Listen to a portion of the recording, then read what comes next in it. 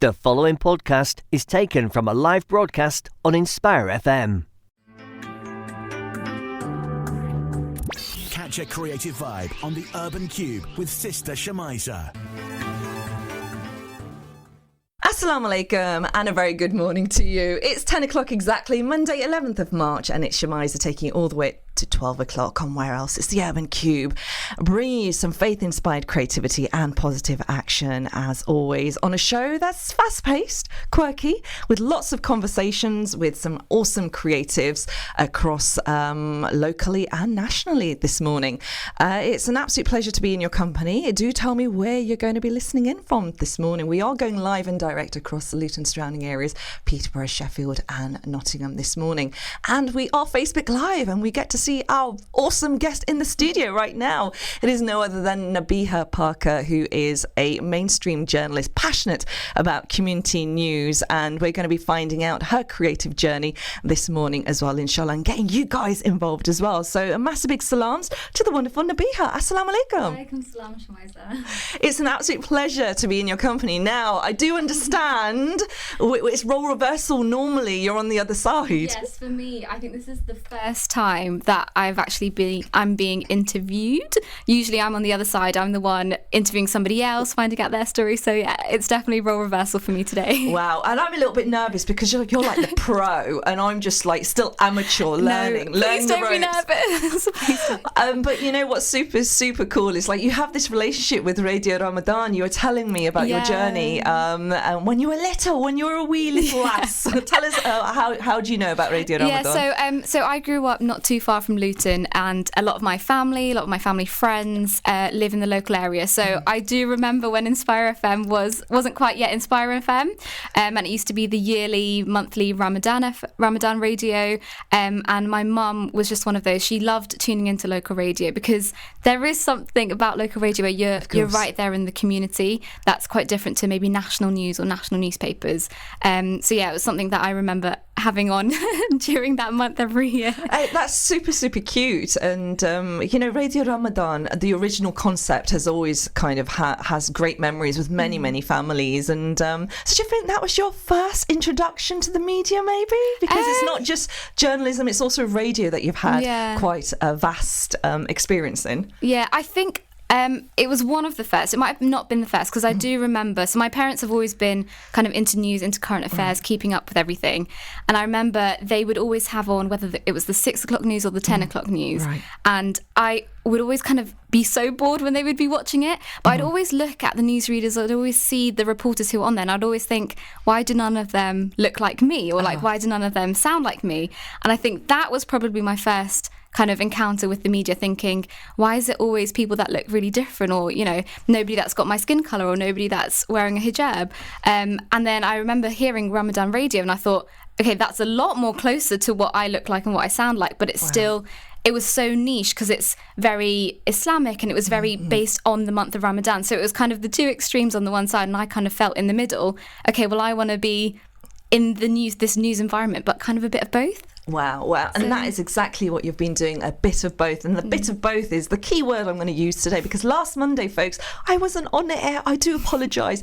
I wasn't chilling. I was actually working, and it was radio related, and it had something to do with Nabihah, because I had the pleasure of joining Nabihah and many other women across the 3 counties as something called the 50-50 project, which is also all about bringing things together, and especially gender equality in the space of news. Tell us a little bit more about this project that you initiated or part of, Nabihah. Yeah, so I can't take credit for it, unfortunately. So for people who might not know, I do work for BBC, and I work for BBC Look East, which kind of covers Bedfordshire and Northamptonshire, Cambridgeshire area. So across the BBC nationally, this 50-50 project, it's been brought in because I'm sure a lot of people kind of know the media can be quite swayed in terms of it's often a male-centric voice that's being heard or being portrayed. So this 50-50 project was brought in about a year to 18 months ago, and it's nationwide, and it's just to try to involve more women in the whole process of media output. So whether that's in producing the news, or whether that's in contributing, or whether that's just in finding out more. So whether it's the stories that the BBC wants to tell, or whether it's, you know, the people that we want involved in those stories, we're trying to get to a point where we are completely gender balanced in our representation, and that is gender specific. There are other projects going on for kind of, you know, different balances, but the 50-50 in particular is aimed at a gender balance, which is still greatly required. And it was in the sort of the start up to International Women's Day or week or month or year or just for eternity. That's what we need to make it. And it was an absolute pleasure to be surrounded by such talented women in their specialism, which was really, really quite inspiring. And so thank you for making that project happen. That's right. I hope you actually enjoyed it. I did really enjoy it, especially the fact that we get to see the other side of the camera and what is on the other side. You get to see the studio, and it's not as scary as it looks. It was actually quite a nice, intimate space, and everybody was very jolly. And not when I think of the media and I think of newsrooms, I think of blood pressure, you know, a really, really quite fast-paced environment. Lots of scary voices and shouting and it was very mellow. It was very mellow. And I really liked that. And it was so nice to see people smiling. They do smile as well, folks. And Nabihah, you have a tremendous smile. And what's really quite lovely is the fact that you do look as if you're enjoying your work. You seem not just passionate, but seem very, very quite content in the space that you're in. So that kind of reassures me that when we look at the media, or we look at commentary around the media when it comes to Muslim women in hijab getting themselves heard, my impression from you is that it's not as hard as it looks.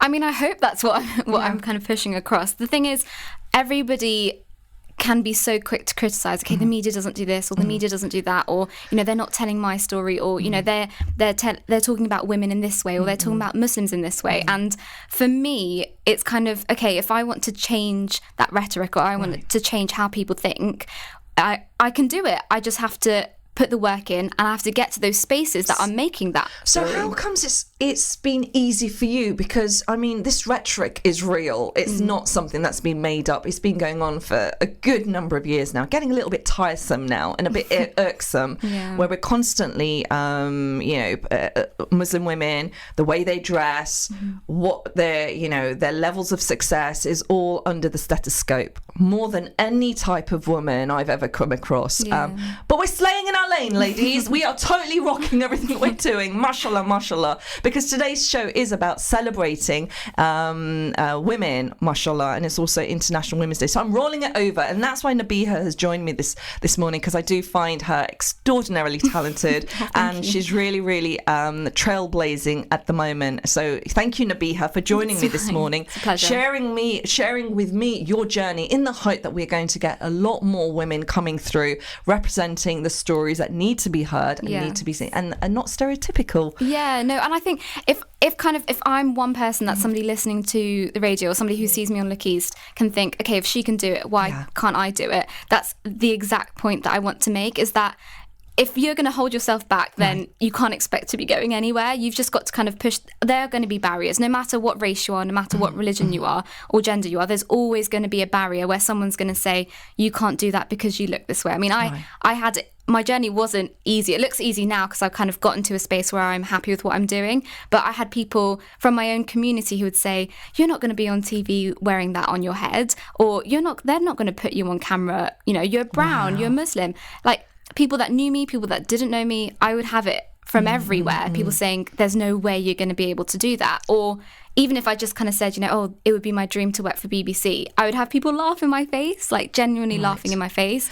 So it's just kind of, if someone's going to hold you back, you've got to just push through it. But could you understand why, though? I can, because the whole point why I wanted to get into journalism, because I didn't see anybody that looked like me. So when people said to me, they're not going to put you on camera because you've got brown skin, it would have been very easy for me to have just believed that and to have just stopped. I could have it could have affected me really badly to the point where I just didn't do it. We have had some very inspiring role models, mashallah, on Channel 4 News. Yes. And I've got to Google the names. This is so bad. I should know them rolling off my head. People, if you know, do tell me. Get involved with the show this morning. It is 0777 948 1822. You are listening to the Urban Kube with myself, Shemiza Rashid, and the very awesome Nabihah Parkar, who is a mainstream journalist extraordinaire, joining us this morning to share her journey through journalism. And actually, she works as part of the Look East news department. Is it a department? What do we call it? Yeah, so we call it the regions. So you kind of have national news, which comes out of London and Manchester.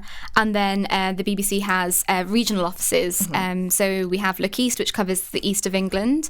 And then we've got, you kind of have the south, which will cover kind of Cornwall. You've got north, Look North. So many different regions that then get localised news for those kind of counties that they cover. Fantastic. And you've shared some local news of late. In particular, one of the stories that I found out more about you from was the 22 Seconds to Murder event, which was organised by Halima Ali. This was an event that was highlighting the dangers of knife crime and actually making sure that more awareness is raised in the community. Since then, we're seeing a lot more news coverage on knife crime and how to tackle it, because the problem is not going to go away, and in the ways in which we need to kind of really rethink on how to kind of change what's going on, which is awful. Your experience of that event, going down, Nabihah, and actually interviewing the young people that are involved, what did you think of the actual event overall? You know, Luton is actually a really special place when it comes to things like that. Like, I remember filming that day and speaking to everyone who was involved, not just Halima Ali, but there were young rappers, there were young artists, there were so many local young people doing amazing things.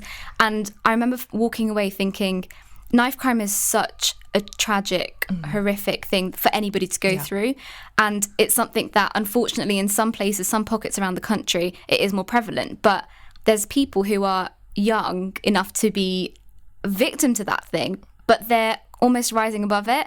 So there was a young boy who he'd kind of created a rap about knife crime, and it was so creative, so original, and there were young artists there. And by young, I don't mean kind of teenager. I mean, there were teenagers as well, but going all the way up to kind of mid-20s, early 30s, people who were just turning something that could be very negative into something a whole lot more positive.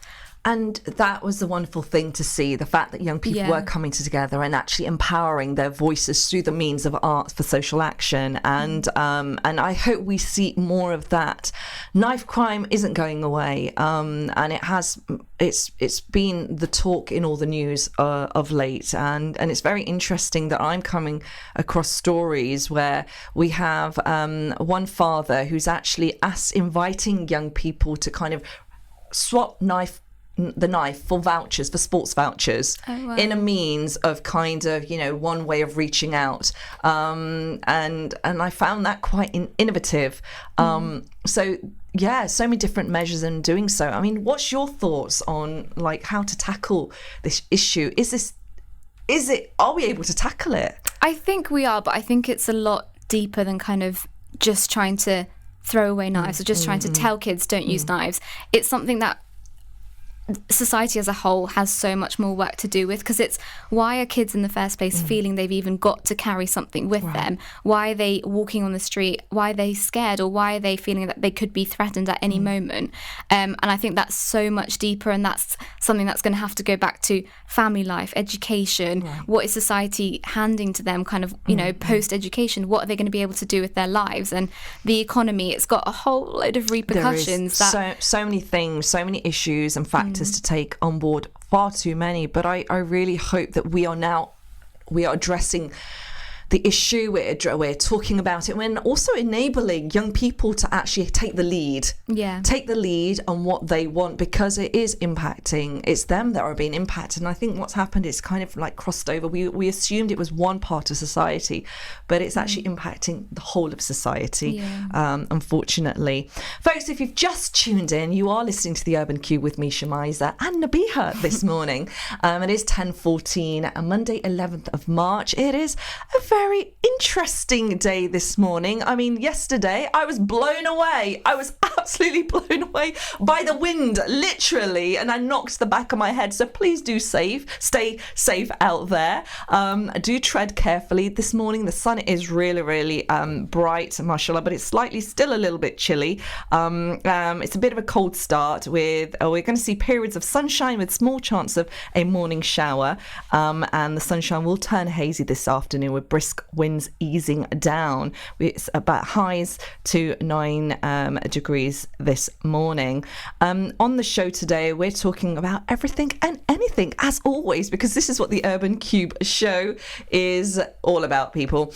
You can join in with any of the conversations this morning on 07779 481822. We are talking also about World Book Day and International Women's Day. We're fusing the two together because I didn't have a show last week, so I'm rolling it over this week and keeping those conversations going. Wanted to kind of ask you guys as well, because we are celebrating Muslim History Month. Is there a woman in Islam historically that has impacted your life?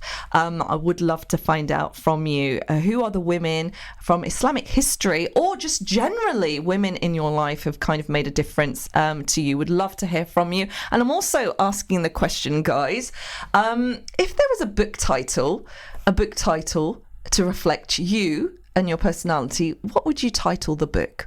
I'd like to find out. And how you're going to do that is contact me on 07779 481822. That is the number for the Urban Kube this morning. Now, I am joined by Nabihah, who is a mainstream journalist working on Look East. It's a news program which I think a lot of you are very familiar with. I had the pleasure of going down and seeing the studio, courtesy of a project called 50/50 Project. And this was kind of enabling a gender equality, a gender balance across mainstream news, and getting women to kind of contribute equally. And what was fabulous of that day is the number of women that came together. And I felt like, and I was repping Luton. I was the only person from Luton, people. So there was a reason I needed to be there. So, which was absolutely wonderful to see. So what do you hope, Nabihah, thank you for joining me this morning, will come from the 50/50 Project? Is it a one-off?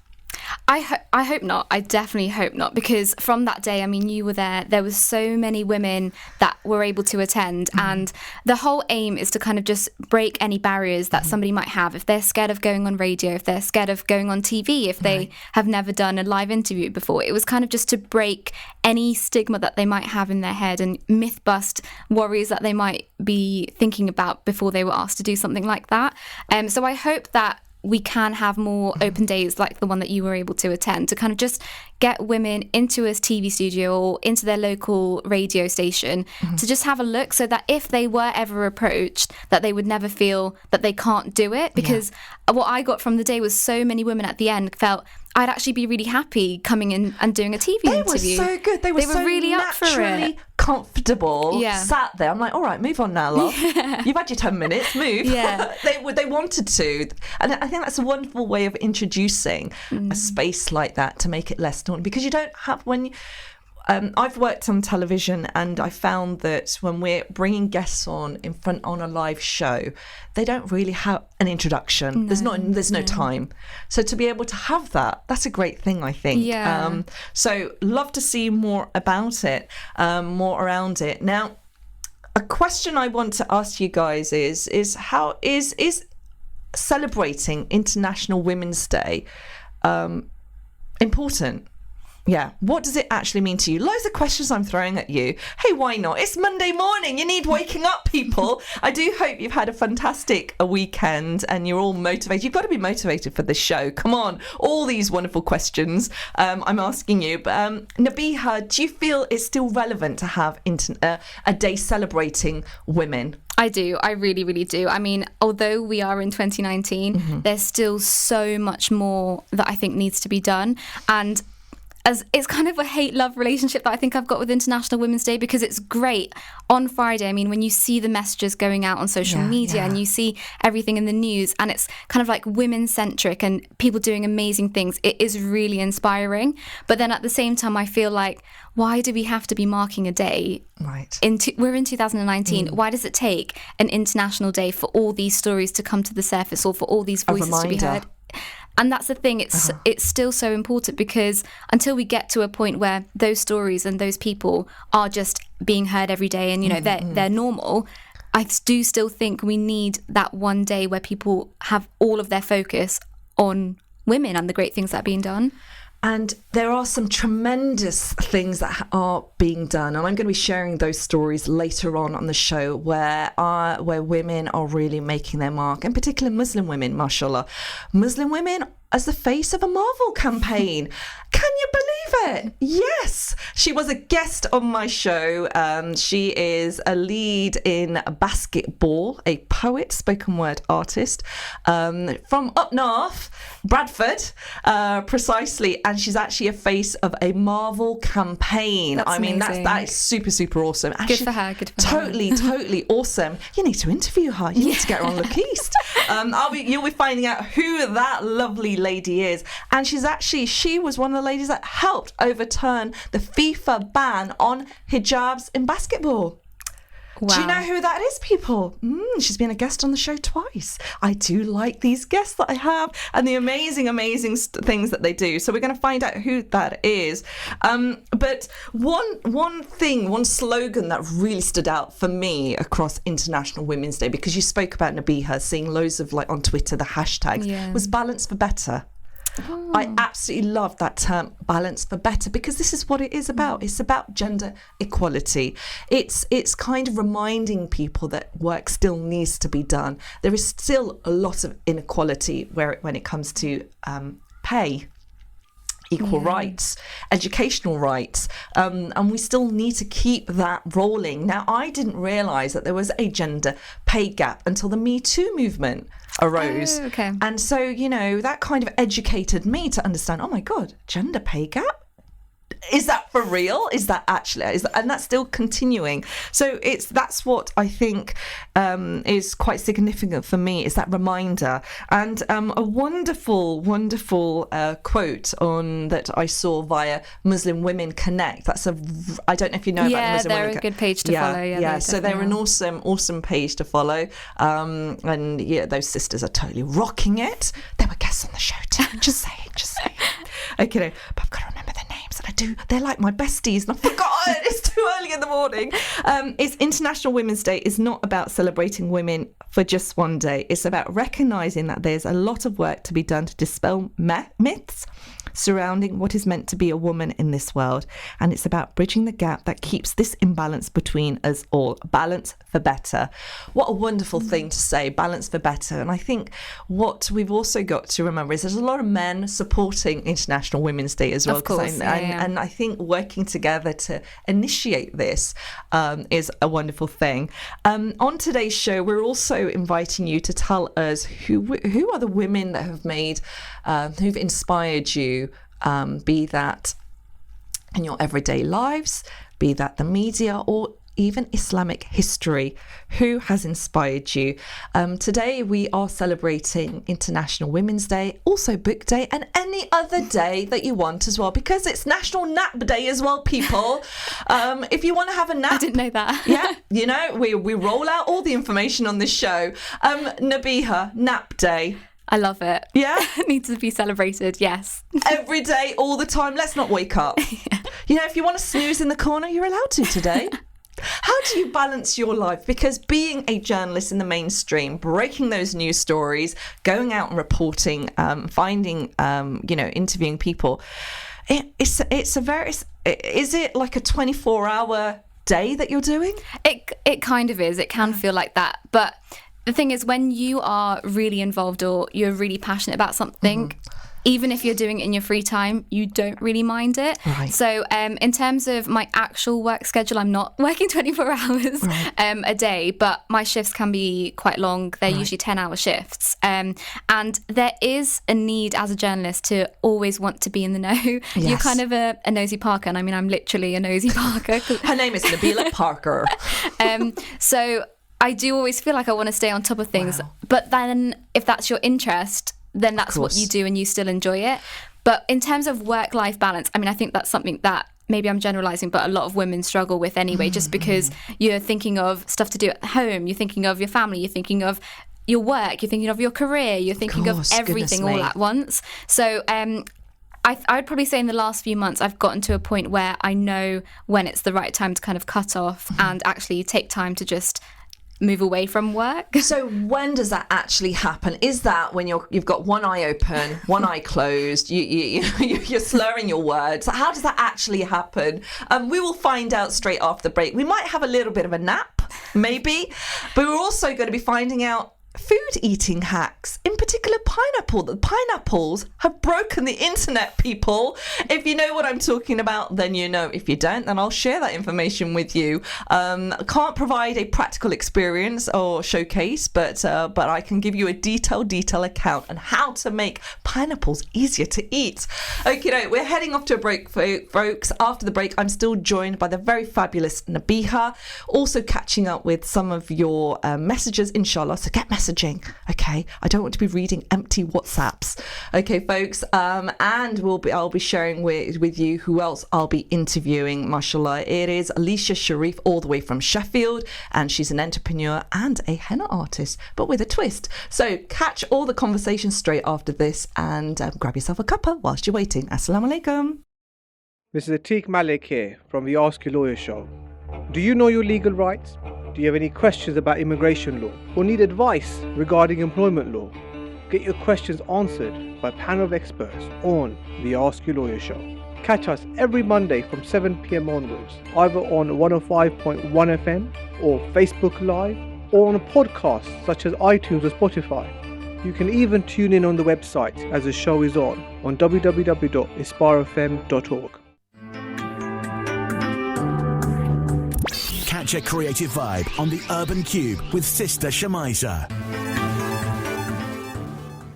Assalamu alaikum and a very good morning to you. It's 10:30 exactly, Monday 11th of March, and you're listening to me, Shemiza, on Where Else? It's the Urban Kube, of course. I hope you've had a fantastic weekend and having a great start to the week wherever you're listening in from. Do tell me where you're tuning in from this morning. Is it at work? Is it on the way to work? Or is it at home?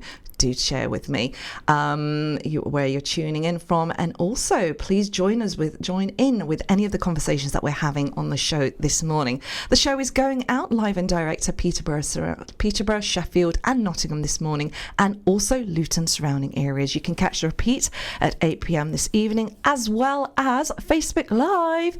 We are Facebook Live, guys, and we have the very tremendous Nabihah Parkar as my guest in the studio this morning. A very, very inspiring young lady, and she's helping me mark International Women's Day. Yes, International Women's Day. I'm rolling it over this week because every day is International Women's Day. As we should, yes. As we should.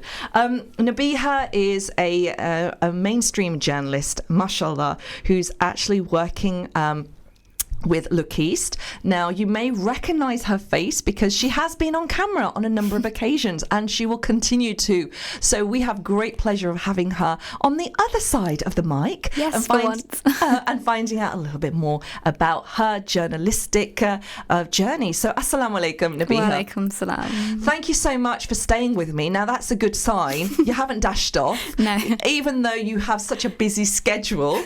But it's an absolute pleasure to have you join me this morning and to share your life as a journalist, and not just any journalist. You are actually working in mainstream media as a news broadcaster. Can I call you that? Yeah, so the technical term would be broadcast journalist, because I do work for television. So if you're working for papers, then you'd kind of be an online journalist or just journalist. So broadcast kind of covers television, radio, all that kind of fun stuff. And you know what's interesting? You didn't really give away much in your bio. You're now telling me, and I'm like, that's the proper word. So broadcast journalist. So tell us, how did your passion for journalism begin? So it definitely came from the fact that I couldn't see anybody that looked like me or sounded like me on television. Even nowadays, there are some journalists on screen or on radio who are Muslim, who are visibly Muslim wearing hijab, but it's still quite rare. I mean, if you asked anybody at home to name somebody, it would still be quite difficult. And that's a question I'm going to ask you guys. Tell me, who have you seen on mainstream media that a Muslim journalist or a sister in a hijab? Do tell us. We'd like to find out if you're observant enough. Now, I have given names away in the past, but I'm going to let you do the work this morning. So it kind of, my idea of going into journalism kind of came from that, and I'd say I probably knew quite early on, maybe about 14, 15, so I was still at school. It was pre-GCSEs that I knew, okay, I definitely want to look into journalism. It seems like it could be the career for me. And honestly, with whatever career anybody might be thinking of, the best way to find out is just to try and get in there, get in some work experience. So when I was on school holidays, I used to work for the local newspaper. I used to try and do shadowing at local radio stations. And pretty much all through school and university, I would just get any experience anywhere that I could. So you never sat still? No, I was just always like, go, go, go, next opportunity. And that's a brilliant skill mindset to have, because if you don't, then you're not going to get those opportunities. And is it about being persistent? It's about being persistent. It's about being patient, and it's about not giving up. So a lot of my friends or people who I now know who work in the media, who might be white middle class, they already have family connections, or their parents know people. For me, I was probably the first female Muslim in my family, in my community, that actually thought, okay, this is what I want to do. So I was pretty much starting from scratch. I had no contacts. So you've basically broken through on your own merit. I had to. Wow. There was no other way, because if I was going to work in this industry, and I used to just hear, you've got to network, you've got to make contacts, you've got to know this person. It's all about who you know. And the media in general is quite like that. So I had to just put my email out there. I remember I would be 16 and I'd be writing these really formal emails to national newspapers saying, please, can I come do work experience? I mean, I got rejected a lot. I got so many rejections. But did you get better at writing those emails? Yeah. And I got better at figuring out which were the right places for the skill set that I had. So being 16, not having any experience, trying to work for a national newspaper, I mean, there's a bit of a gap there where I should have maybe waited till I had a bit more experience. So I started to go more local, and I realised, okay, for me to get into this, I need to go somewhere that's close to home, or I need to go somewhere where they're actually going to benefit from an extra pair of hands. So in bigger organisations, if you're young and you don't know exactly what you want, or you don't have that much experience, you can get lost along the way. Do you think you can be taken advantage of? Because I think that's a great fear for a lot of parents. Like, okay, they'll go and do work experience, but they'll be making tea and they're not going to be learning anything. I used to hear that a lot. From teachers, they used to say, be careful kind of where you're applying for. I'm going to say, though, no. I don't think there's a risk of that unless you let it be. So if you're the kind of person that's going to walk into that office and you don't know what you want from it, then people are they don't have the time to counsel you through what you want to do in your future. So if there's anybody out there who's thinking about work experience or shadowing, or for whatever career, not just journalism, go in there knowing what you want to get out of it. So I would walk into a week's worth of work experience at a paper, and I knew, okay, I need to get a story published, or I need to be able to write something up that I will then have physical proof, okay, this is what I got out of it. And by that, I slowly would build up a portfolio. And by doing that on a local scale, it meant I could then go bigger. So when I went to maybe a national paper or a bigger organisation, I could actually show them stuff that I'd already done. And you were doing this pre-social media? Instagram, and because it's a completely different world now, and it's a lot easier to connect with people and build your portfolio and network. And you don't look very old right now either. You still look like a mere, just 16, mashallah, very, very fresh and vibrant, full of energy. May I just ask how old you are? I'm 25. 25, yeah. Gosh. So I graduated about 2 years ago, just over 2 years ago. And where did you graduate from? So the University of Leeds. Okay. So anyone who might even be considering considering journalism, I didn't study journalism at all. So even though I was doing all this work experience, I was doing anything in my school holidays, I went on and studied what I was interested in, which was, to me, is languages. Like, I love connecting with people. I love being able to speak in that language. Because Spanish was one of the languages. Yeah, and I studied English as well. So I loved reading, loved writing, English literature. So that's the other thing. A lot of people think, I've got to study journalism, I've got to do this. You really don't. If you keep doing what you're interested in and you kind of pick things up on the side. But how easy is it to have the crossover, though? Because you are obviously, you're very different in the sense that you're able to kind of like balance a lot of different things. You're passionate, you've got a real energy, enthusiasm about you. So you are very focused. Yeah, but it's not easy to kind of like, leave one thing and try something else. It's all kind of what you want to do. So at university, for example, I was really involved with the student radio and the student newspaper. And when you're kind of still studying, the commitment, it's there, but it would be maybe a meeting once a week or an article once a week, or you go and help out with a radio show once a week. I mean, if you had the time and you were really, really determined, you could hang out there every day, or you could try to pick up work experience every single day or after school. But I knew that I kind of I still wanted to enjoy my social life. So it was kind of, I would spend my week doing all the studying that I had to do for whether it was GCSEs or my exams at uni, and then it would be maybe once or twice a week in the evenings where I would have kind of just been hanging out anyway. I thought, okay, I'll do something a bit more productive. So for everybody, that's going to be quite different, how much they want to push themselves and how much they want to make sure that they keep a balance. And it's remarkable that you've been able to kind of leave a degree as a languages degree, an English degree, to kind of roll over so comfortably into journalism. But the thing is, you have worked your way up there. So the journalistic qualification, when did that come about? And did you do that separately at a later date? I did it completely separately. So after I'd graduated, I did something called an NCTJ, which is, I guess in simple terms, it's like a conversion course that you do. So you can graduate from any degree, any university, anything. And then this course kind of just gives you those basic, crucial journalism skills that you need.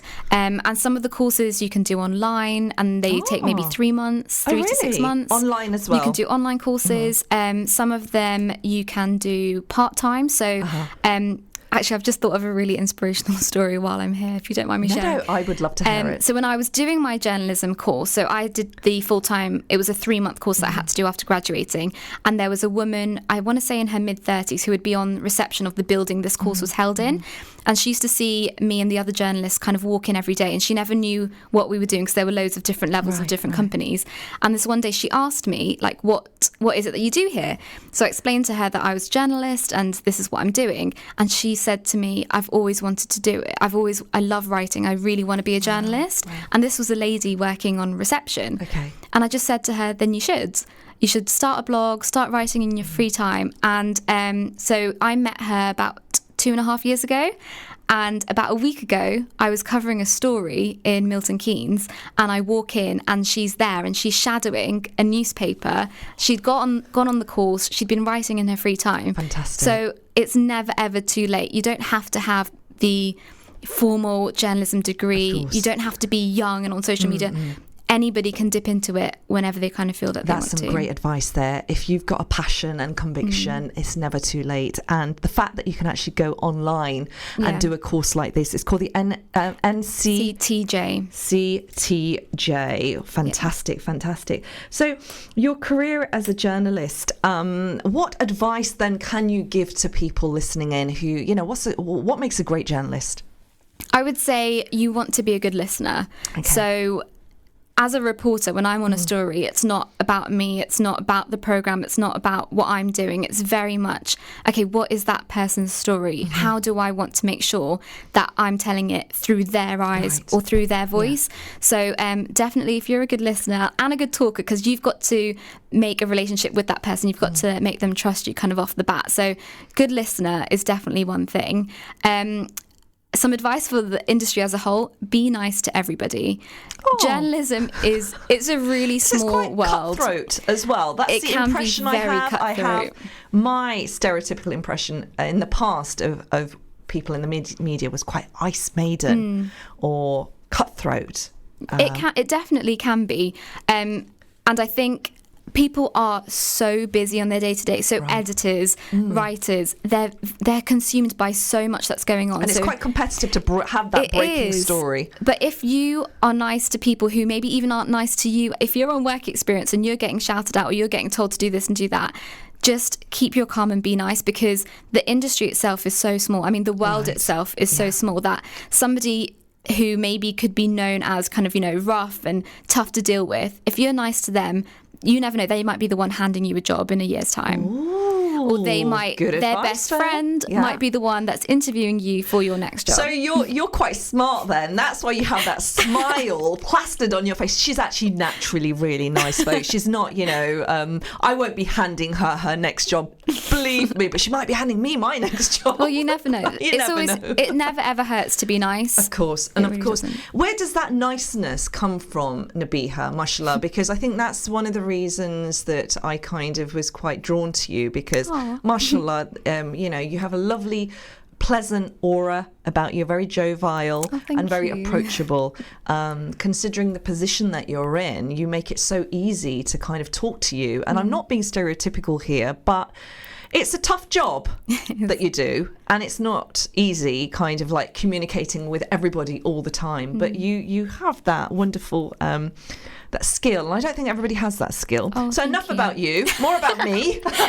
So where does this come from? Is this, has somebody been an inspiration in your life? Do you have a role model that's kind of inspired you to kind of be the person that you are?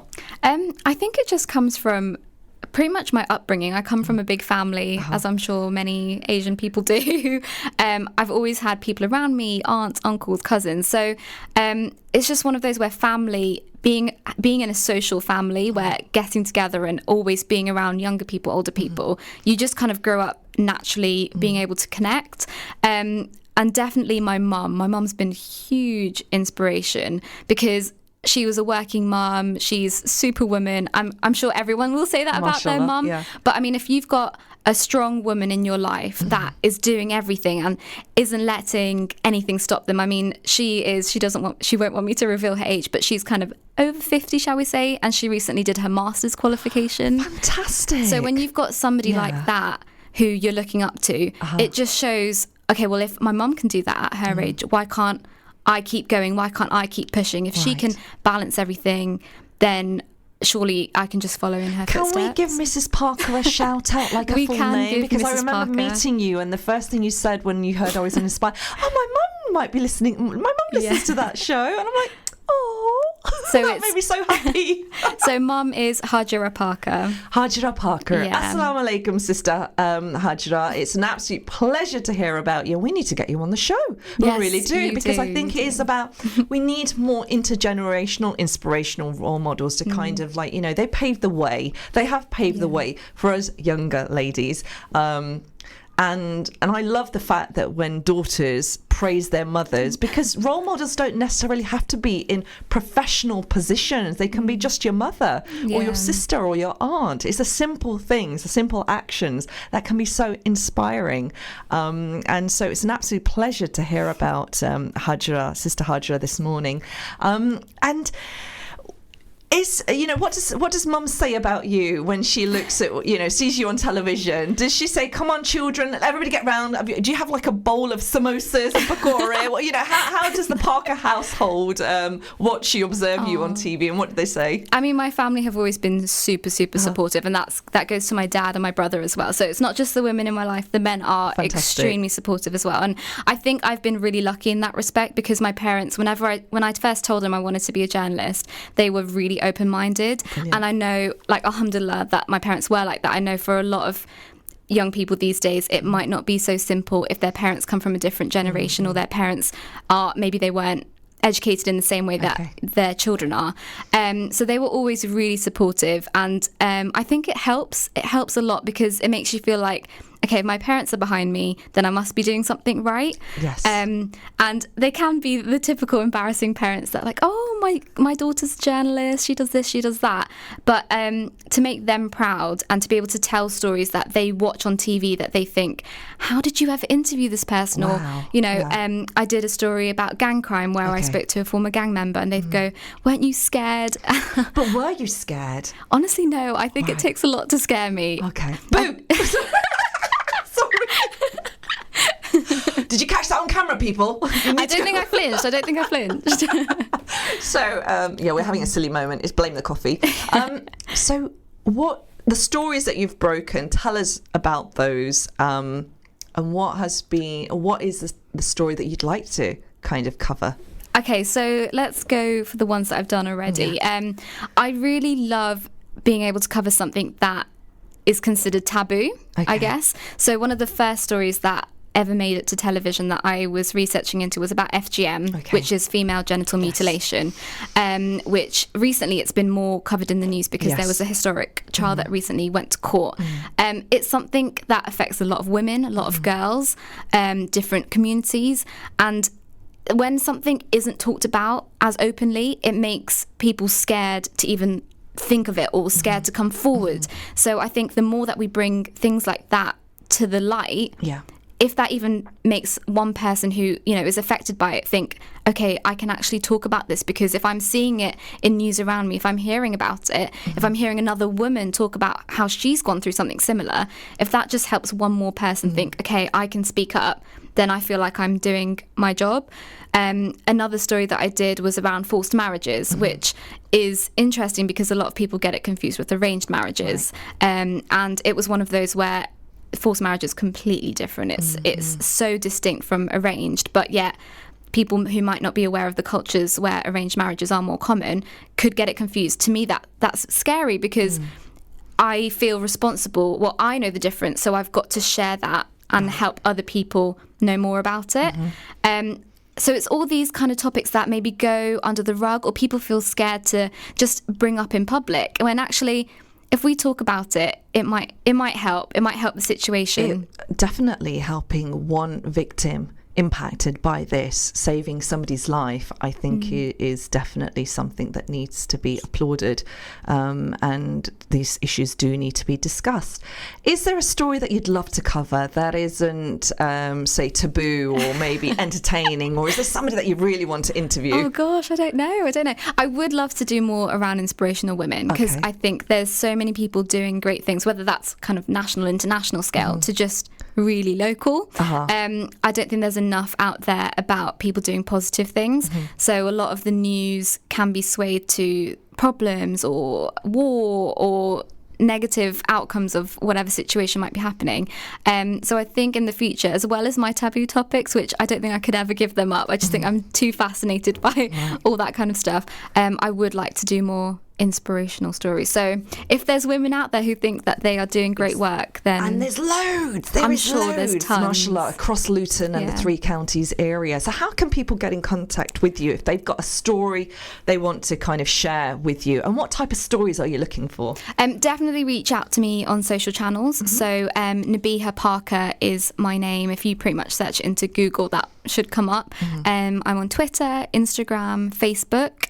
My email as well would be nabihah.parkar@bbc.co.uk. The thing is, the stories, it's very much, I want to hear what is happening to other people. So as a journalist, you can be in a bit of a bubble where you're kind of getting information from all different communities, all different cities. So somebody who maybe lives in Luton and, has something that her and their friends always talk about, or is affecting their kids, or is affecting their families, I might not necessarily know about because I'm removed from that specific cluster of people. Yeah, and I think that's the thing, isn't it? When you're not in the heart of the community 24 hours and you're working in a profession that doesn't kind of allow you to come out. Like, how do people find these stories? It can be quite difficult to do so. But what you're trying to say is, like, you are approachable. If you've got a great story that's benefiting the community, could that be like an art project or a community project? Absolutely anything. So it could be something that's really creative. It could be something to do with young people, old people.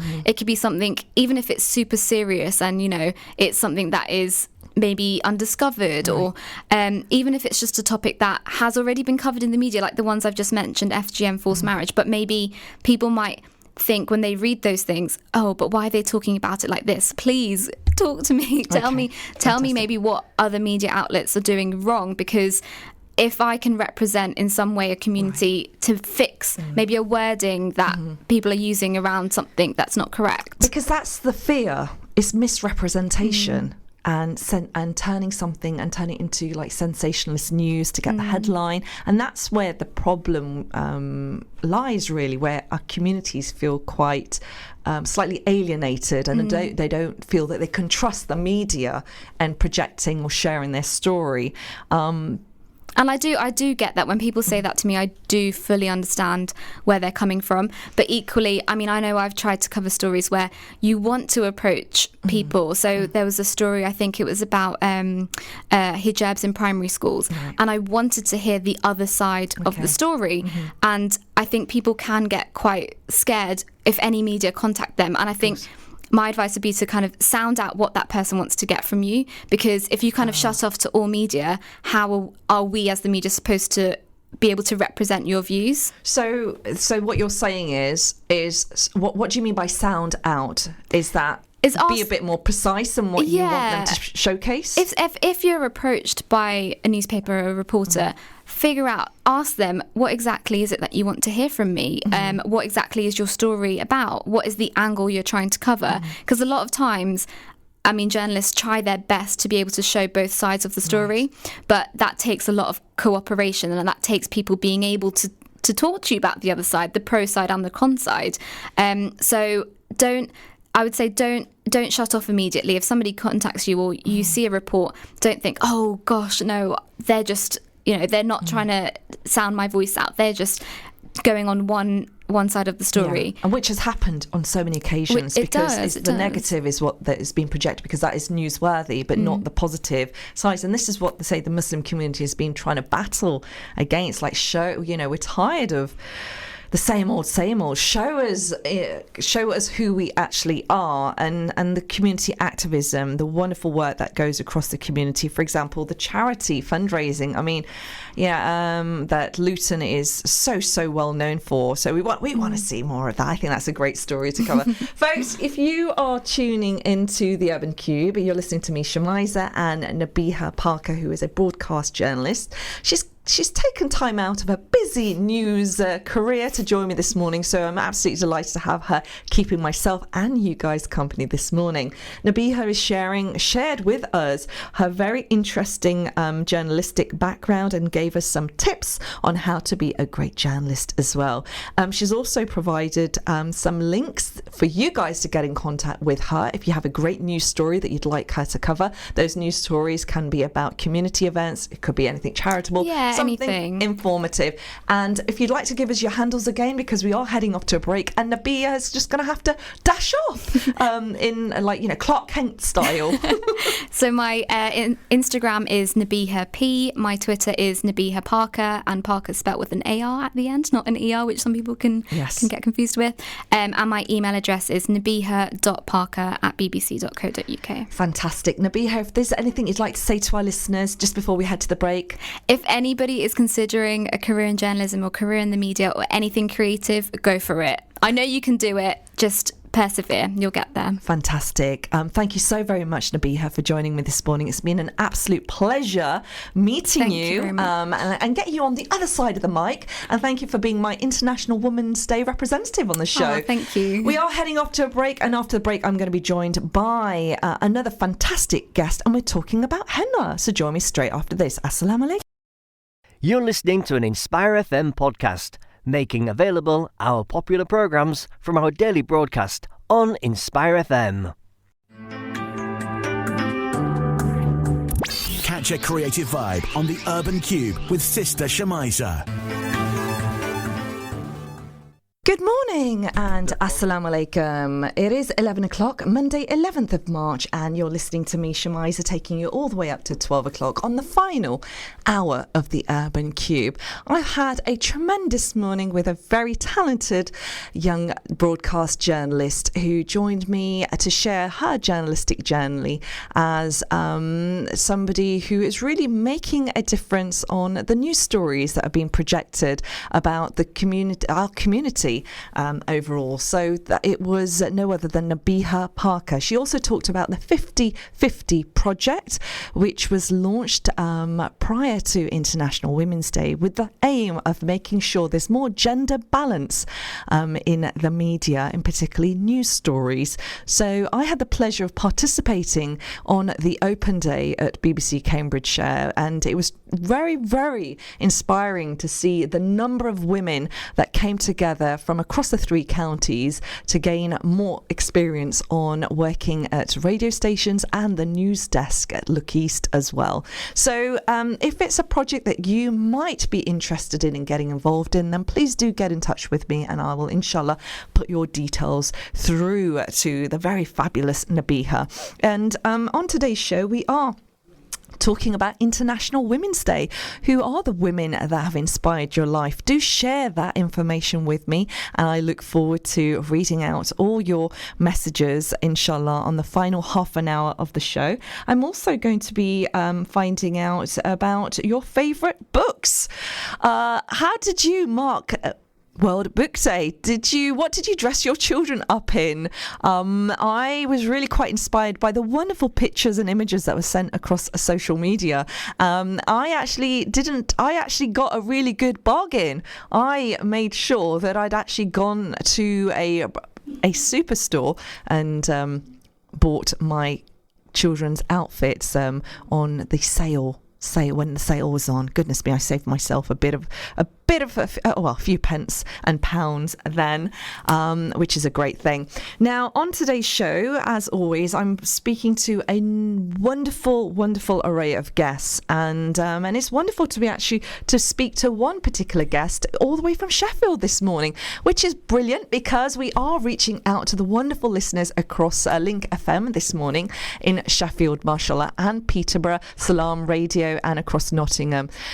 So it's wonderful to actually have somebody representing Sheffield. I've not had anybody speak to me from Sheffield this morning. Now, the reason I'm speaking to the wonderful Lisha Sharif is she is participating in a very interesting fundraising event, which is national. It's across 12 cities with the aim of raising awareness of the Rohingya crisis, in particular the trauma faced by the women in the camps in that region as well. So it's an absolute pleasure to have my guest sharing with me her skill set is henna. She's a professional henna artist, and she's using henna as a means of engagement and interaction and education. I've always admired the art of henna, and I think the last time I actually had henna on my hands was a good sort of 20 years.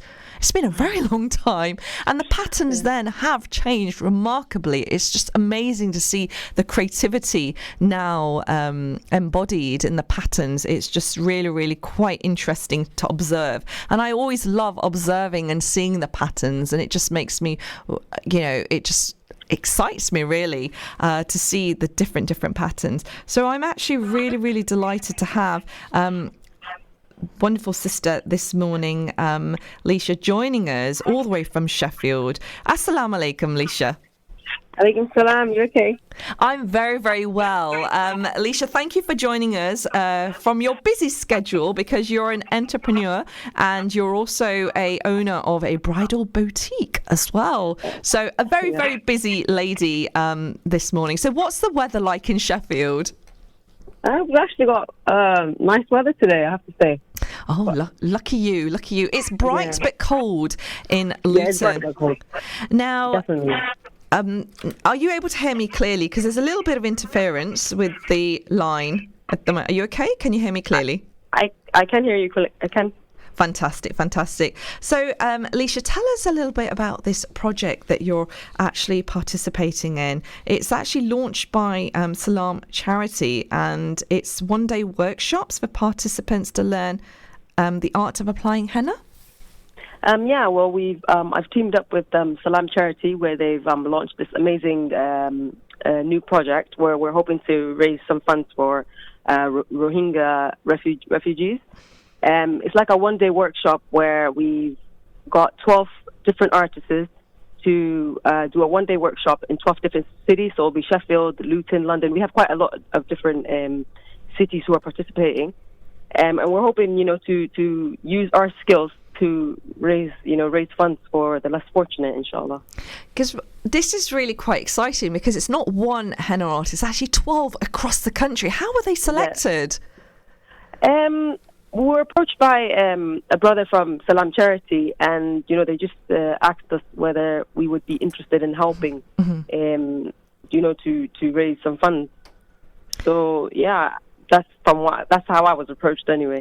And why did they approach you? What is it about your henna artistry that kind of drew their attention? Well, I guess with art, I've managed to gather up quite a bit of a social media audience.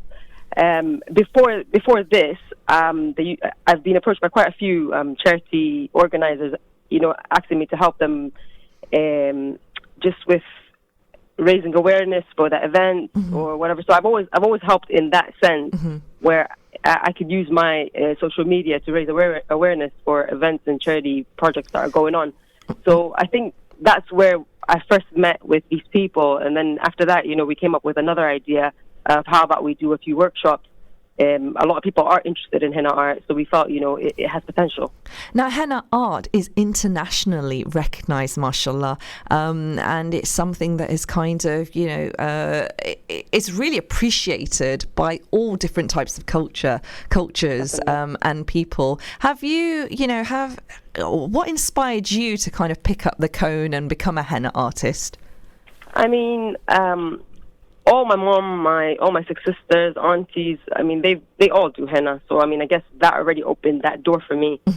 But what made me want to take it as, professionally was, I think I traveled, to Africa, and I saw young teenage girls with extraordinary skills. And for me, that just I just felt like, if these girls are so skilled and they're making, they've made a career out of this, I felt like, this is something that I wanted to do.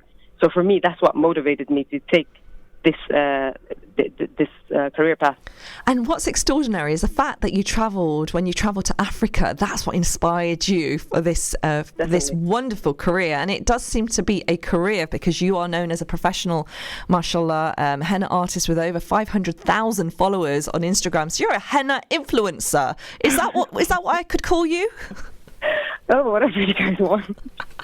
And I have to point out, guys, the wonderful thing about Lisha is she's very modest and humble, and we were trying to put her bio together and she would not say anything about herself. So trying to pull out information from her was quite difficult, but she is a very, very talented henna artist, and I was really quite taken aback by the beautiful design. So I can really appreciate why she has been selected to use her artistry to raise awareness. And it is about raising awareness about issues impacting women, and in particular the issues here we're talking about the immense hardship that the Rohingya women have faced, in particular the Rohingya rape victims. And this project aims to focus on developing a community project to kind of give them the support that they require. And Lisha, what is it that the support that you're hoping that this community development project, will enable these women to gain? I hope it gives them, what would I say? It enables them to live a decent life, to give them resources, clothing, resources for their children. That's what we're hoping, to raise money and to be able to help these women live a normal life. Inshallah, with dignity and confidence that there is a place for them, after the trauma that they have faced. And they have faced horrific trauma, and may Allah ease the pain and just get them through day-to-day life. And it is a very, very difficult situation because the plight of the Rohingya community, it just hasn't eased. It's just worsened, it seems. Would you agree with me on that? Definitely. I just feel like people are not aware enough, and we're not appreciative enough of the life that we live. So hopefully, we can give back now. And International Women's Day has been marked across the globe. And for you, Lisha, what does International Women's Day mean? Do you feel that it needs to be celebrated? And is it being used enough to raise awareness of women's issues in 2019? Well, I'm not. Well, I don't personally celebrate it, if I'm going to be honest. But I mean, good for them if that's something that people want to do. But I mean, if there's going to be an International Women's Day, I do feel that maybe we should use this day to look into other women who are less fortunate than we are, uplift other women in any way that we can, if that is financially, however we can. And I think that's the best way forward, really. And the women in Rohingya are definitely those women that need that support. Now, this event is the workshops are being carried out over the weekend of the 6th and 7th of April, and it's actually a national event in 12 different cities. It sounds so exciting. So how are we going to kind of, is this going to have like a social media promo? How are we going to be following this? I mean, for people who are interested in joining this workshop, all they have to do is log on to Salam Charities website, and you can actually purchase tickets to join. And remember, everything goes straight to charity, so it's for a good cause. And we're only doing it for such a small fee. And the great thing is, it's actually been also, there's a workshop in Luton also happening, and we've got some Luton sisters who will be running those, which is really quite interesting. And the date for that, the Luton stint, is 6th of April, people, 6th of April. I think when you register, you'll find out exactly where the venues are going to be, and it's 6th of April. And the project's called In Good Hands, an introduction to the art of Henna. And I love that, In Good Hands. Well, that's quite a quirky title for that. Yeah. And coming back to your own journey, Lisha, you're somebody that's travelled across the world and lived in around 6 to 8 countries. Wow, 8 different countries. Why is that? Is that just a general thing that you've just decided that you want to travel?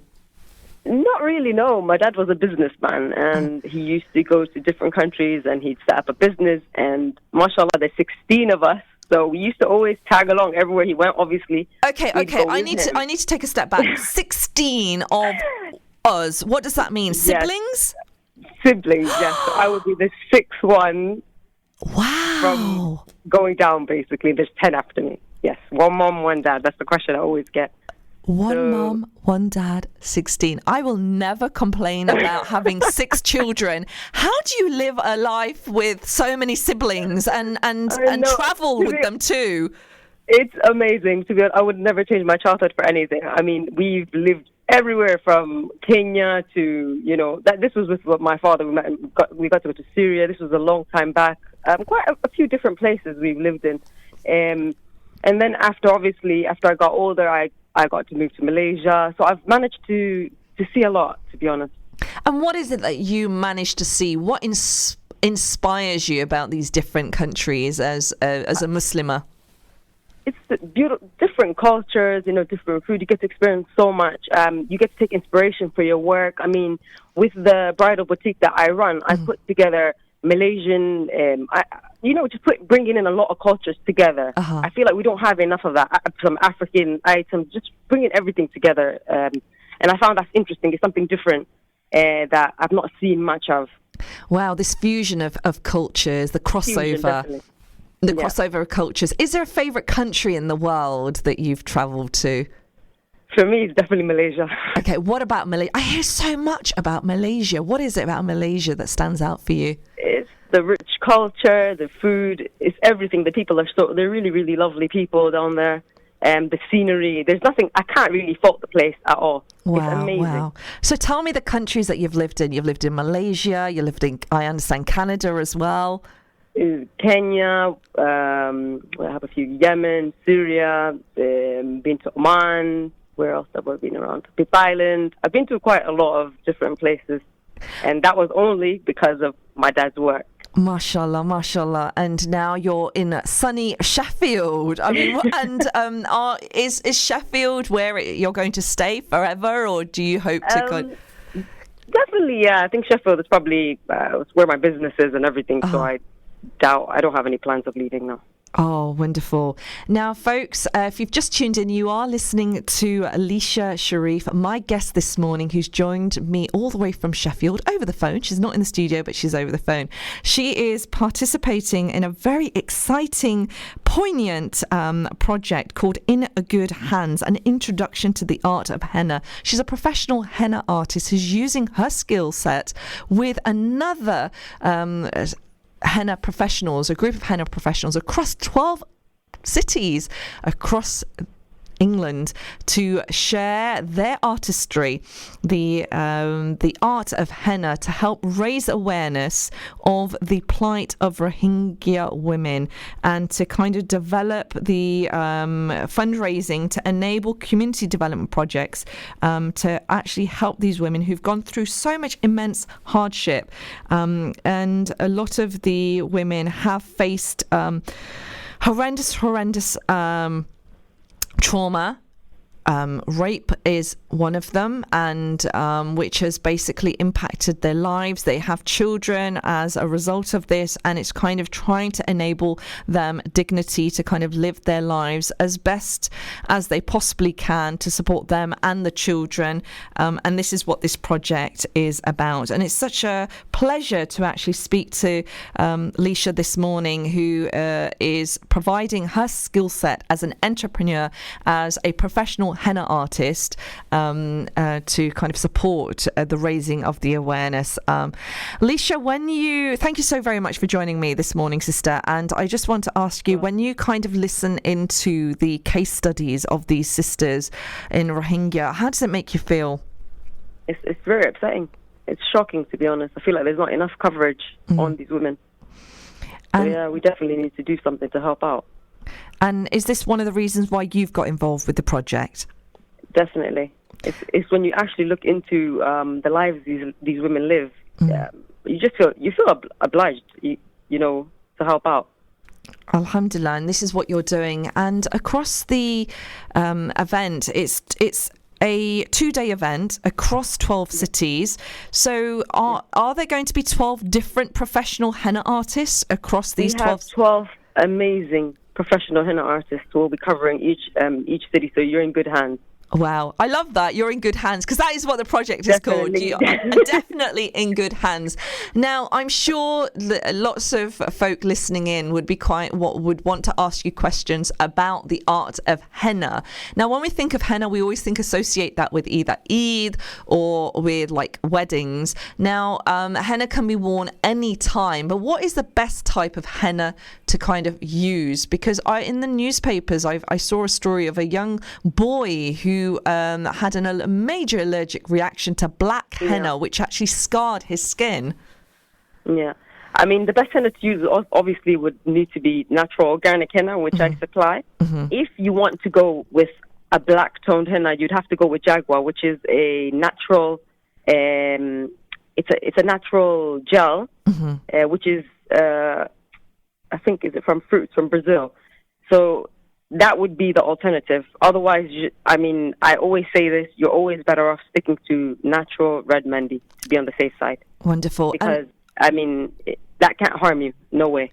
And so with your travelling across 8 countries with your 16 siblings and your mama and your papa, did you learn different skills of artistry with henna across the world? And were you inspired by the different designs?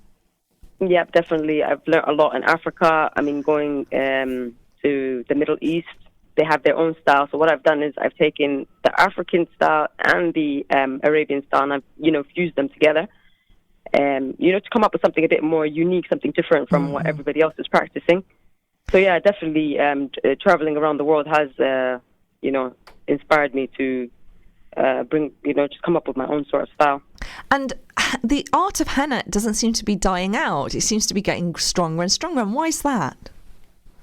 Well, I guess, there's innovation. Every artist is coming up with something different. And it's always, it's like the beauty of creativity. You can always come up with, your mind, your own creativity. And I think that's what just keeps it, refreshed. Henna from how many years ago and now, there's been a huge difference.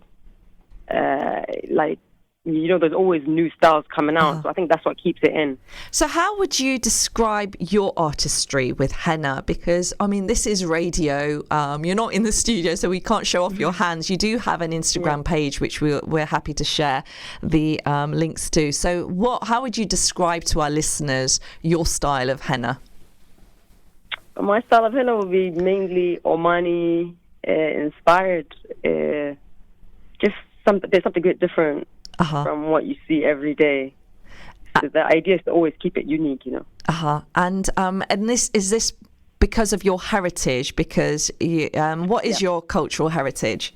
We are mixed Omani and East African, so definitely that would be due to my roots as well. Mashallah. And I like that, the fact that the element of your roots are being reflected in the pattern of henna. Yeah. Now, Lisha Sharif is joining me in the studio this morning. She is part of a very exciting project, fundraiser that's happening across the country, across 12 cities, and it's called In Good Hands, an introduction to the art of henna. It's happening from the 6th to or not just the 7th of April, but also there's a date of 14th of April in Bolton.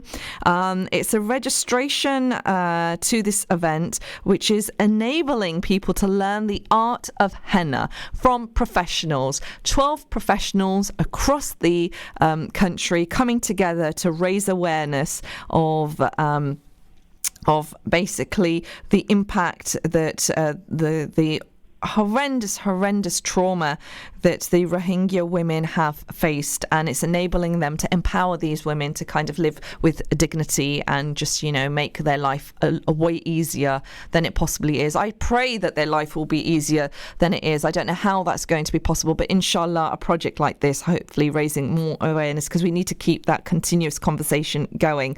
So who would you expect to attend this workshop? Are you expecting people to have some general knowledge of how to apply henna? With this workshop, we don't mind, even if you have a bit of experience, if you have no experience at all, we will introduce from the beginning. And I feel like a lot can benefit from this workshop. We have a lot of ideas planned, a lot of practicing. So even if you have a little bit of experience, we can help you build your skills from there. To be honest with henna, it's not something that you would pick up a cone and, you're a professional overnight. It's that it's having a teacher to give you the, the basics, and you go home and you practice the basics. Okay, and then you build on that, and you build on that, and so hopefully in a year's time we'll have 50 cities with 50 professional henna artists. Is that what you're aiming for, Lisha? That's the idea. That's super awesome. Now, will you be providing the cones yourself, or will they? I will be doing because I supply henna and I supply for Sheffield College. I am willing to supply for our workshop here in Sheffield. I feel like because I've made the cone, I know how to use it, and I know what's in the cone, so I just felt like that would be the best for my workshop. And so is this what henna artists do? They actually make their own henna? Not all. Back in the day I didn't. It was very difficult to build up skills to be able to make them. But through time, I've managed to create cones that I felt is perfect for a beginner. Non-clogging, Wow. And I wanted to ask you as well about, allergy testing. Will you be expecting people to have like a test patch prior to participating, just in case they have an allergy to the product? No, because with henna products, you can use different essential oils. You can use eucalyptus.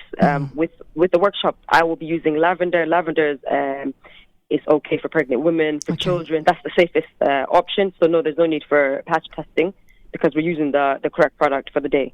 Okie doke. Now, Alicia, we are going over to a break, but I wondered if you might stay on the line because I would like to get some bridal advice from you, because I understand you have a bridal boutique. We're not going to be plugging the brand, but just some tips on the type of looks and trends potential brides listening in may get some advice from, because you know what? We always love a little bit of fashion on the show.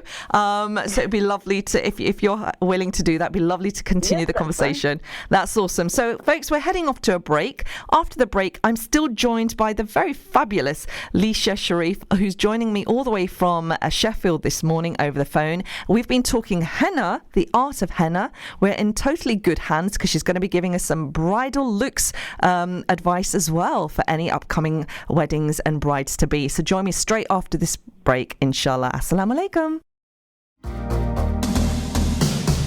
There are two blessings which many people waste: health and free time, in Sahih al-Bukhari. So why not spare some of your time and join me, Sister Shagufta, by tuning into Your Health is Your Wealth, where I'll be speaking about holistic health and well-being, including tips from the Quran and Sunnah.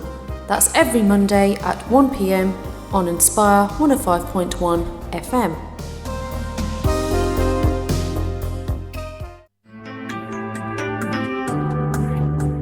Catch a creative vibe on the Urban Kube with Sister Shemiza.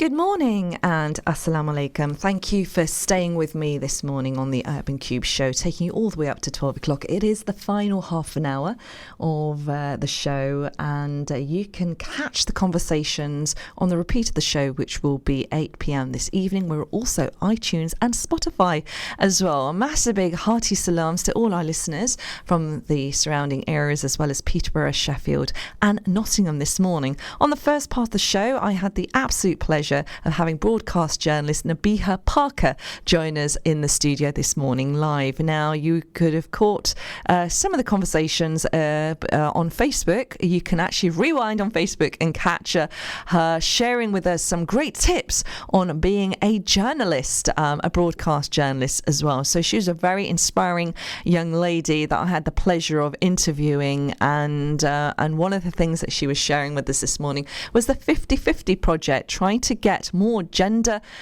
balance in the media, in particular news contribution, trying to get more women to kind of share their specialism and be more comfortable and confident in front of the camera as well. So if you want to get more information about that, then you know what to do. You need to go back and either catch the interview on Facebook Live or the repeat this evening on iTunes or Spotify. Now, the conversation isn't just around the media. We're also talking henna art this morning. I have the absolute pleasure of speaking to a wonderful, wonderful sister all the way from Sheffield this morning. And she is Lisha Sharif. Now, Lisha is a lady that's travelled across 8 countries with 16 of her siblings in tow.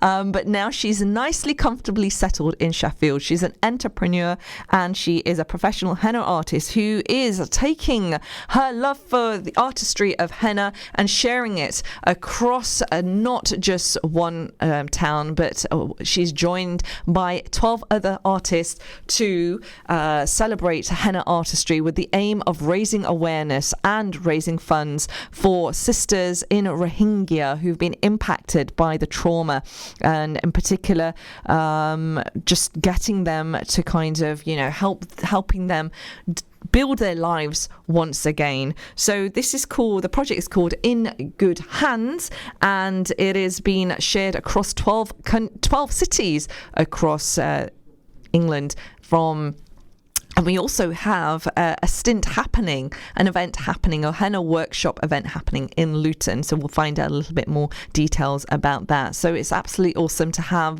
Lisha back online with us this morning to talk a little bit more about this very, very interesting event, which is all about in good hands. I love that. I love the title of the project, In Good Hands. It's a henna art workshop with the aim of raising awareness of the plight of Rohingya women.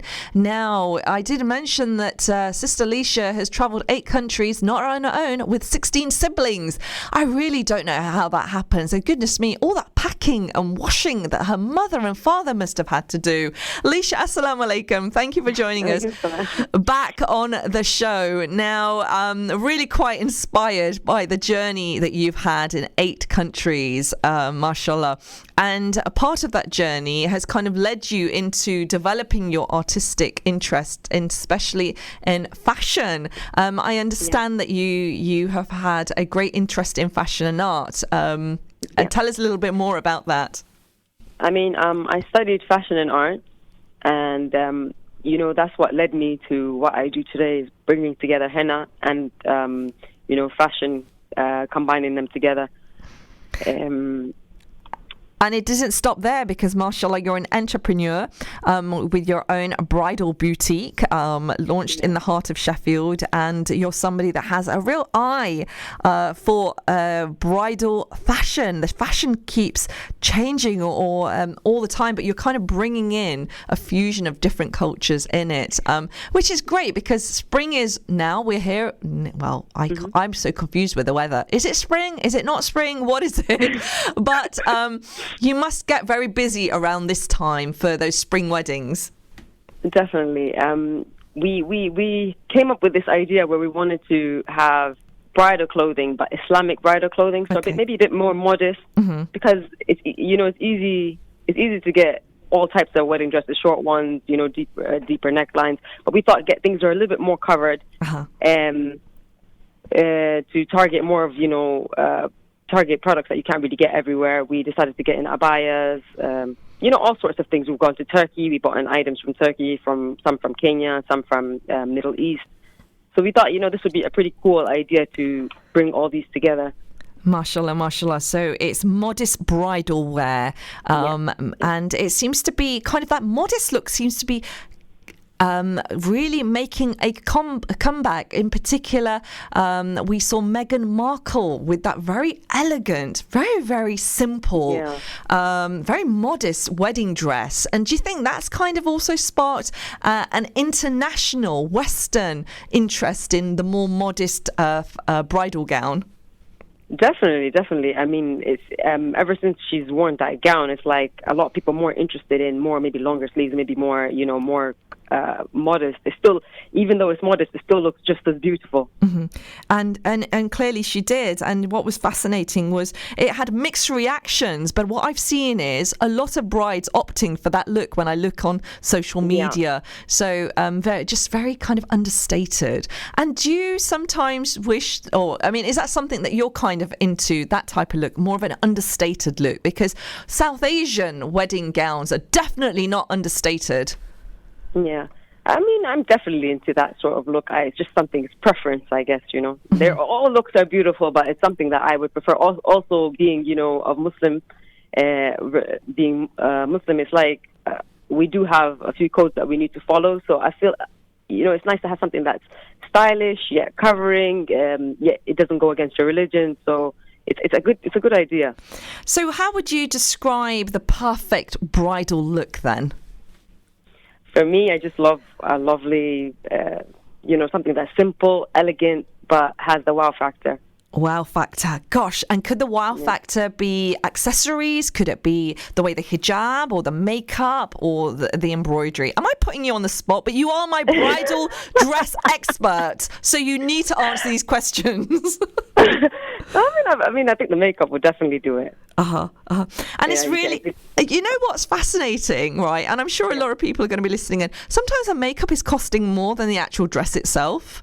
It's true, It's definitely true. And what's your thoughts on the, I think she was Malaysian, the sister who decided not to wear any makeup on her wedding day?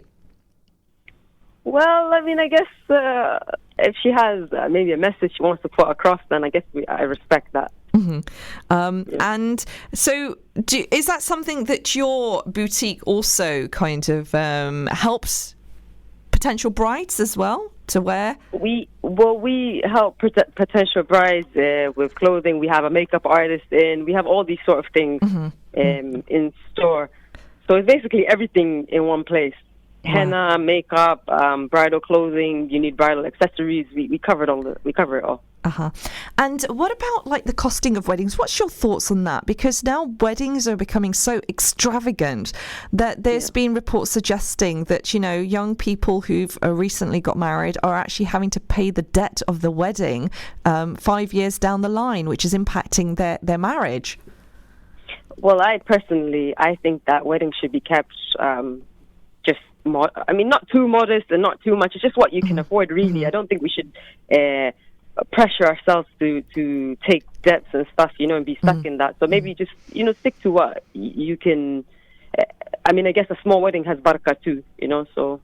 Alhamdulillah, a small wedding has barakah, and I think it's that intimacy and just sharing it with people that are close to you. Close family. You don't need to have half of the world in your wedding. Just have, close family and who's people you know. And so this business that you've started as an entrepreneur, what advice and guidance could you give to listeners who might be interested in setting up something similar to yourself? I think with most of us who we want to do things, I feel like we don't believe in ourselves as much. Maybe just close your eyes and take that next step. You don't have to sit there and say, "Oh well, I don't have this and don't have the money." If you take baby steps, it's better than just staying in that same spot. You could work it up to something. So I just say follow your dreams, things will happen for you. MashaAllah, follow your dreams. And is that how you started off? What inspired you to... That's exactly how I started off. I did not have, from a lot of people when you hear, starting up your own business, the first thing that I hear is, oh, well, I don't have that kind of money. I can't financially afford it. For me, I never had anything, and I just took those steps. So long as you got a good support system, my family are very supportive. And from starting from little to it growing and growing and growing, and I think anyone can do that. There's nothing different about me that you can't do it too. I feel the main thing is confidence and believing in yourself, and believe that God does provide. You will find a way around it. Things will work out. It is International Women's Day, the theme that I'm kind of running on the show today. Who inspires you, Lisha, with this confidence and business panache that you have? I would say my mom. There's nobody else. My mom's always been in the business as well. My mom and dad, they normally work together. And since I was little, this is what I've seen. I've seen my mom and dad, they don't have everything in the world, but starting from small, they built it up to, moving around to different countries, starting businesses. So for me, I just felt like, I have her support mainly. And that's what's giving me the heart to say, okay, I'm going to do this as well. But yeah, I'm not going to sit there and tell you, hey, it's easy. Just go up and start up a business. But I believe if you believe in yourself, you never know. You can either today stand up there and say, hey, I'm going to give this a shot. Or you can just sit back and say, oh, well, I don't have this, and make 100 excuses on why you can't do it. So for me, this is what I feel. I feel like you should just take the next step and take the risk. You never know. You never know whether will it fail, will it succeed. You really don't know. So just take that risk and leave the rest to God. That's my advice. MashaAllah, some very wise words there. And we're also celebrating Islamic History Month this week, and just talking about the key figures that have inspired us. Is there anybody in Islamic history that has inspired you as a woman? Khadija radiallahu anha, she sounds like an amazing woman. Reading into her history, how she was, strong, she was very giving. So yeah, that would definitely be someone who inspires.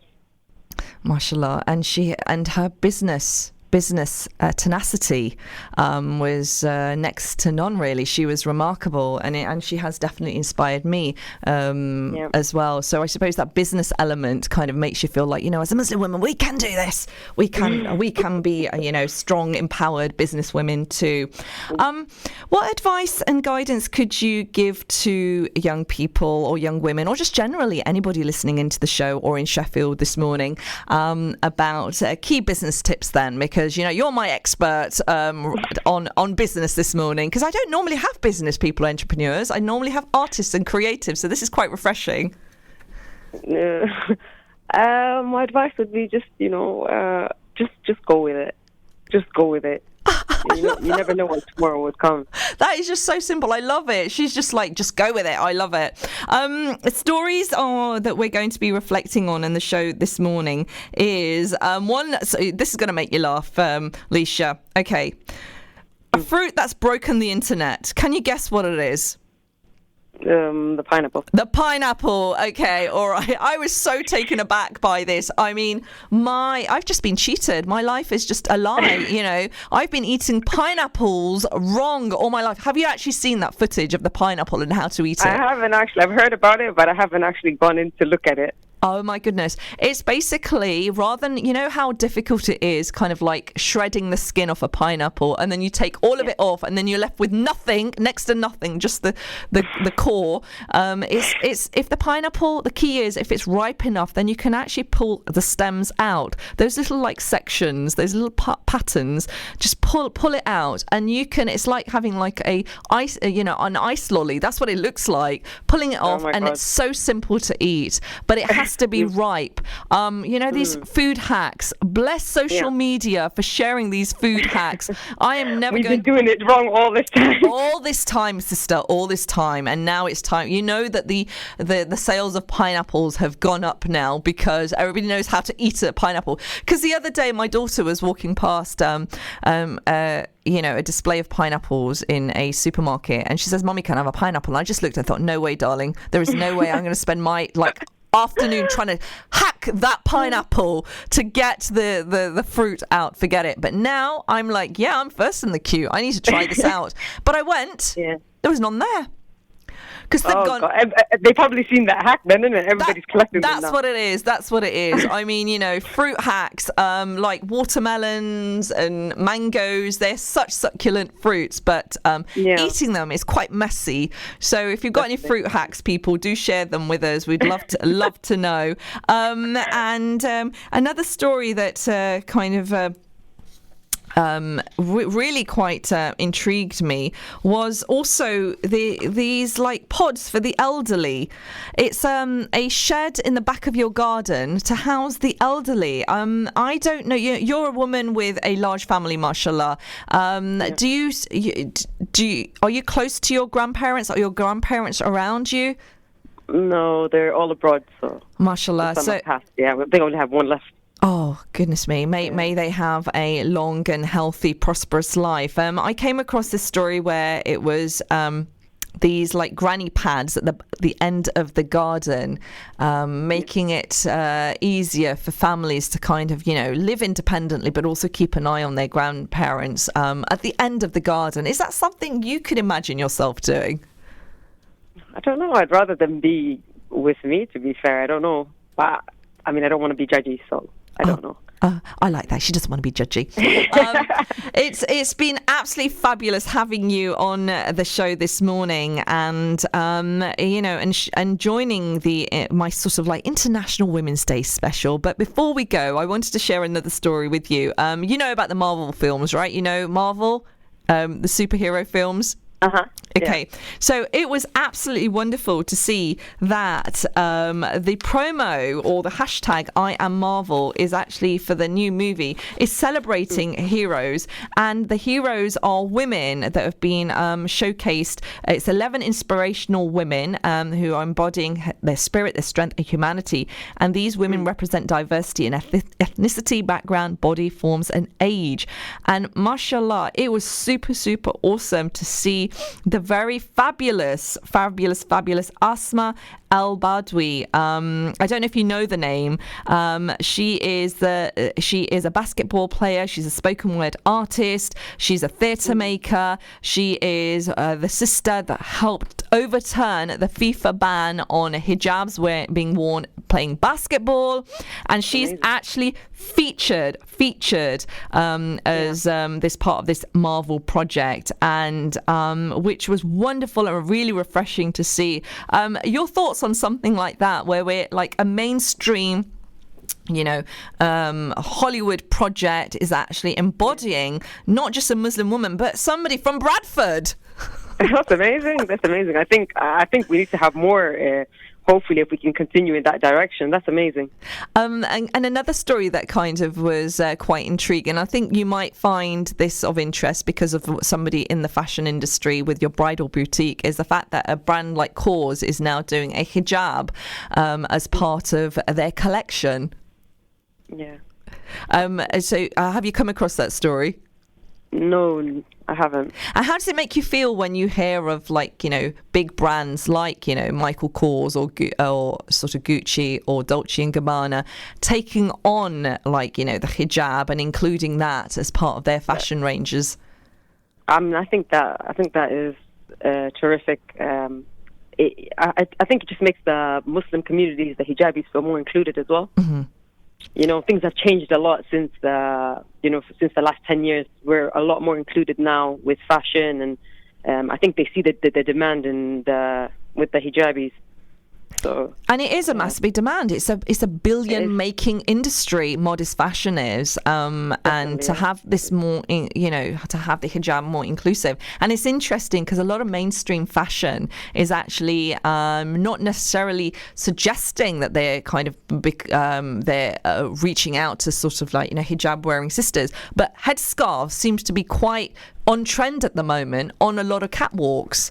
I don't know if you've seen that, but it was. I've seen that. Was it Halima? I don't know the whole name, but I've seen quite a lot of them. They're being featured everywhere by Vogue everywhere, which I think is really good because it just makes you feel not singled out. You feel more included. It's really cool, and I hope things continue in this direction. Inshallah. And Sheffield is known for their new mayor, and the new mayor. Do you know the name of the new mayor in Sheffield at the moment? Majid. Yeah, so he's kind of totally blinging it out. How has the communities of Sheffield taken to their new mayor? I mean, I guess people are, now accepting that there's more diversity. Mm-hmm. It's nice to see people of different backgrounds and, who have a chance as well to get into the profession. So I think people are taking it pretty well. Okay. A lot who like him. And I want to ask you, what do you think to his dress sense? Because he goes in with his cap turned backward and his trainers and his gold blinging chain, the mayor's chain. Well, I guess he's different. And I think that's what makes him, isn't it? He's different. And hopefully approachable as well. Have you had the pleasure of actually seeing him in person anywhere at an event? Have you been to an opening of something? No, not yet. I have not. Okay. Lisha, it's been super remarkable having you join us this morning. Tell us, just before you go, what is it, the project that you're part of? What is it that you're aiming to do? And how can people connect? So we have this campaign with the workshop. They can connect by just logging on to Salam Charities and get booking a slot for yourself to help for the better good. Mashallah. Thank you so very much, Lisha, for joining me this morning, not once but twice on the Urban Kube. It's an absolute pleasure having you join us all the way from Sheffield this morning, and I hope you have a wonderful day. You too, love. Take care. That was the wonderful Lisha Sharif, who is a professional henna artist. She joined me this morning to talk about a very interesting event, which is all about making sure that raising awareness of the women in the Rohingya camps who've been impacted by so much trauma, and it's kind of fundraising to help the community development projects in making sure that the women are now living with a little bit more dignity, giving them the funds to kind of make a difference in their lives and for the children that they have as well. The project is called In Good Hands. It's an introduction to the art of henna.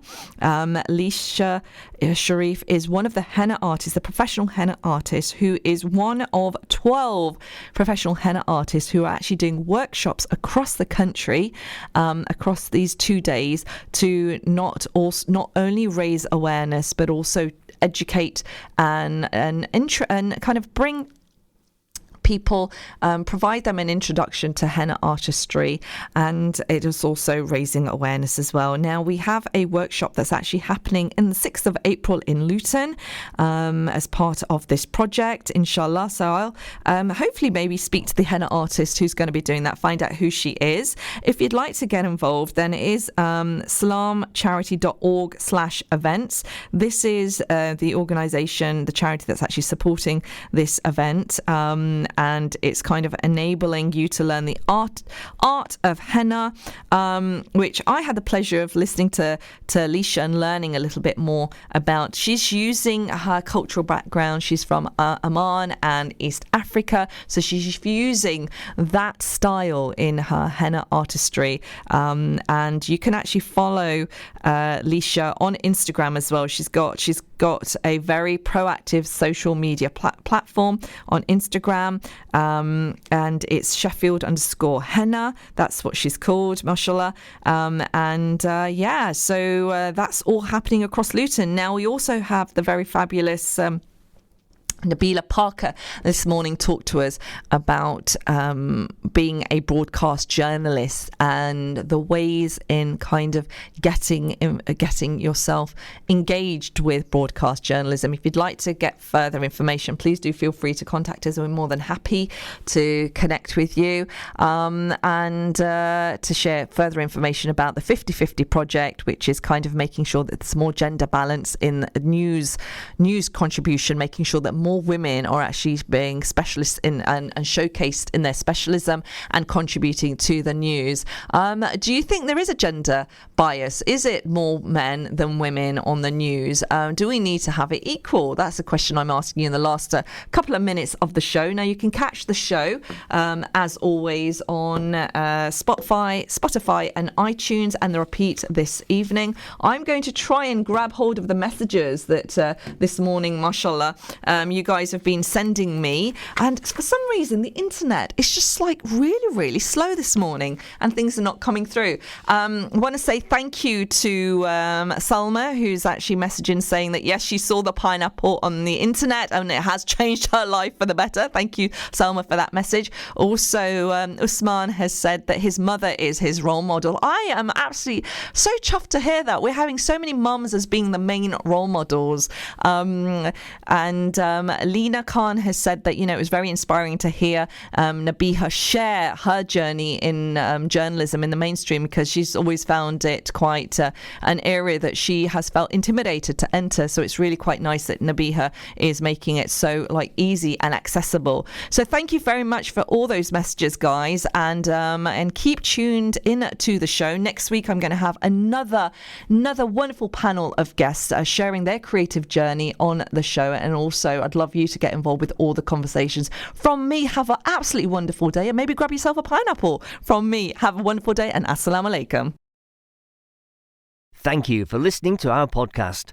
Why not tune in to our live stream at inspirefm.org and follow and subscribe to our social media platforms at Inspire FM Luton.